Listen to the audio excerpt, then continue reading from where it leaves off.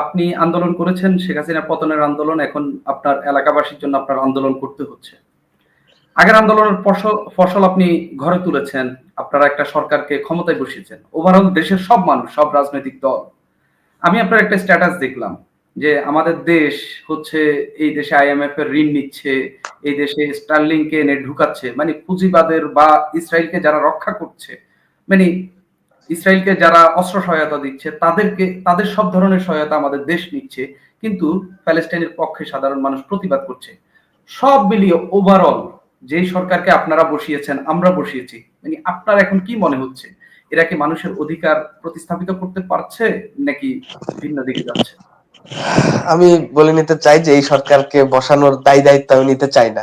আমি মনে না, করি মানে আমার ওভারঅল আমি বলেছি আমি, আপনি, সবাই। হ্যাঁ, কিন্তু আমি ব্যক্তিগতভাবে মনে করি যে এই গণ অভ্যুত্থান ফেল করছে 6 তারিখে।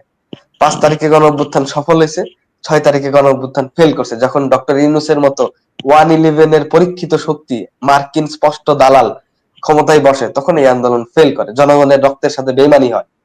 এটা স্পষ্ট আমার কাছে মনে হয়। সেই জায়গা থেকে ইউনূস সরকার যে স্পষ্টত আমেরিকার দালাল সরকার বা পুতুল সরকার, এটা এটা বলতে বাধা নাই। এটার প্রমাণেরও অভাব নাই। ফলে এটা খুব স্বাভাবিক। এই সরকারকে আমি চাইনি।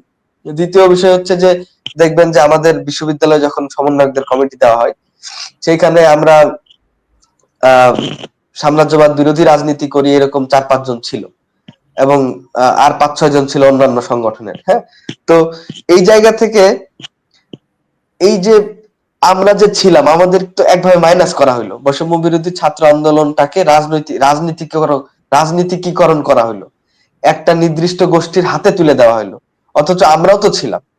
তো সেইটা একটা হতাশার জায়গা যে এটাকে রাজনৈতিক ভাবে ব্যবহার করা হয়েছে, এবং একটা বাজে জায়গা তৈরি হয়েছে। এবং এই সরকার মার্কিন সাম্রাজ্যবাদের সাথে যে ধরনের এলাই করতেছে, সেটা মানে প্রকাশ্য দিবালোকে বলা যায় যে এটা ফিলিস্তিনি জনগণের শুধু না, ফিলিস্তিনি জনগণ সহ সারা পৃথিবীর সকল নির্যাতিত নিপীড়িত মানুষের সাথে বেইমানি করার স্বরূপ। এই এই ফিলিস্তিনবাসীর যে নির্যাতন, সেই নির্যাতন আসলে ইসরায়েলের যতটা, তার চেয়ে শক্তিশালী ভাবে হচ্ছে আমেরিকার এই অংশগ্রহণের ফলেই ইসরায়েল এই শক্তি পাচ্ছে। অথচ আমরা আমেরিকার পক্ষ নিচ্ছি, আমেরিকার দাসত্ব করছি। এইগুলা হতাশা।